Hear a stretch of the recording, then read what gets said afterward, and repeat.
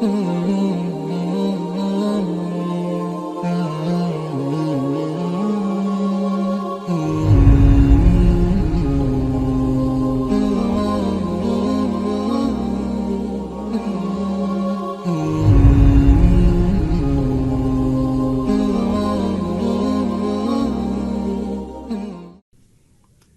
طارق جمیل صاحب سے میرا تعلق نہ ان کی جماعت سے ہے نہ ان کی فیملی سے، ایک روحانی تعلق ہے۔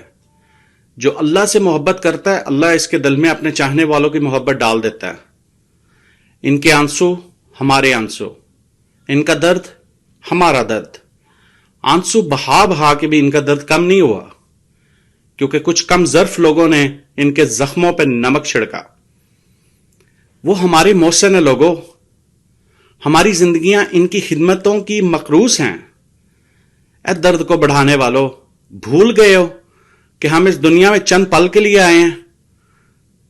آج مولانا طارق جمیل صاحب اور اپنی اس قوم کے لیے ایک پیغام لے کے آیا ہوں۔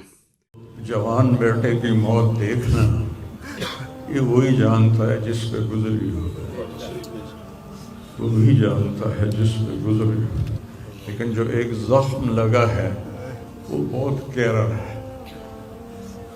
وہ اتنی جلدی بھرے گا نہیں۔ بہت کم والدین کو ایسی اولاد ملتی ہے، بہت کم والدین کو ایسی اولاد ملتی ہے، اور اسے جوانی میں اللہ نے بلا لیا۔ ابھی میں نے بھی کہنا ہے عاصم کو اتارو۔ آنکھ اشک بار ہے اور دل زخمی ہے، لیکن ہم وہی کہیں گے جو اللہ کہتا ہے کہ ہم اللہ کی تقدیر پر راضی ہیں۔ اللہ اولاد کے سامنے سے سب کو بچائے، تو چھوٹے چھوٹے غم کے قابل نہیں ہے، میرے اوپر تو بہت بڑا غم ہے۔ تمام عالم کی مغفرت کی دعائیں مانگی تمام زندگی، ایمان کامل ایک عالم دی وہ ایک طارق جمیل ہمارے۔ آج خبر نے ایک سانحین دلوں کو داغدار کر دیا ہے، مولانا صاحب کی چشم غم کو چشم تر میں بدل دیا ہے۔ کسی قیامت سے کم نہیں ہے آج لوگوں کی لفظ تراشی، جس روح نے شب سحر کو غم سحر میں بدل دیا ہے۔ جدائی لخت جگر کی ہے اور درد کا عالم ہر رات میں ہے، اور جس نے زندگی قربان کر دی زمانہ اس کی گھات میں ہے۔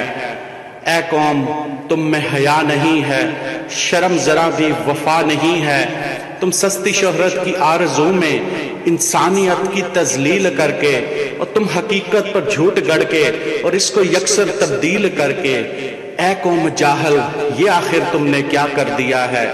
ایک عالم دین کی خدمتوں کو اداسیوں سے بھر دیا ہے۔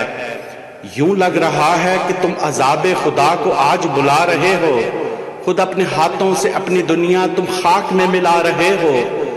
ہر ایک ادارہ، ہر ایک شعبہ تم نے رسوا کیا ہوا ہے، الزام نفرت، الزام غفلت سب مخلصوں کو دیا ہوا ہے۔ نہ فوج کو، نہ پولیس کو، نہ حکمرانوں کو تم نے بخشا، اور اس پہ غالب یہ سرکشی کہ نہ دین والوں کو تم نے بخشا۔